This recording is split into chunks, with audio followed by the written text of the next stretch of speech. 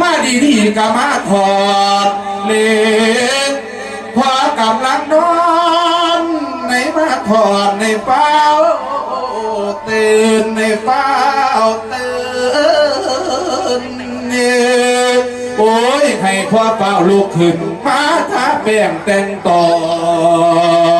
มาแต่งตัวโกโก้ขึ้นไปเที่ยวเมืองสวรรค์ไปเที่ยวเรียนเทวันอยู่ถึงสวรรค์ฟ้าเนี่ยว่ามาเด้อนายสมบูรณ์ผู้พันใหญ่นายหอมสมมาวัง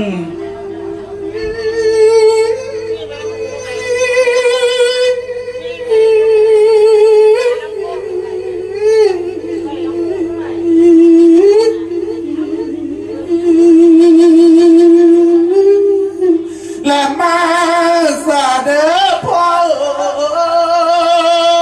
ในมือนี้ลูกหลานพ่อเพิ่นได้ทำบุญไว้ย้อนเป็นห่วงขานินหาพ่อจำให้ต่ออาตมาเหียบแทนทะเลงอ่างแม่นเดินทางคนละเส้นบ่เห็นกันกะแล้วความเป็นพ่อเป็นแม่ความเป็นลูกเลี้ยงเต่าบ่เคยลาวมินสลายพ่อยิ้มพ่อสมบูรณ์พ่อหวังแม่นว่าตนต่อเจ้าเสียรังเกียจหรือเขียดแค้นให้แก่ไผก็ตามพ่อ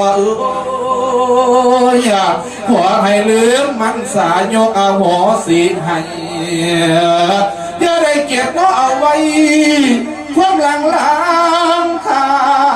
งเก่าก่อนถ้าพอเด้อสักผู้ใดก็ให้ทอนเคียบผู้ใดก็ให้ทิพอย่าเก็บไว้ใส่ใจเด้อพอเด้อขอจงยกโทษให้อย่าถือโกรธพ่อนี้ลูกหลานพันคิดนำทุกวันคืนหวังหาสุเลมเศร้ามากินสาดังพาดเขาหวานข้าวโลกหลานเจ้าได้ตกเต็มมีเท่าเกียงอ่อนต้มขนมขั่วคู่สุดนี้สาธุเด้อ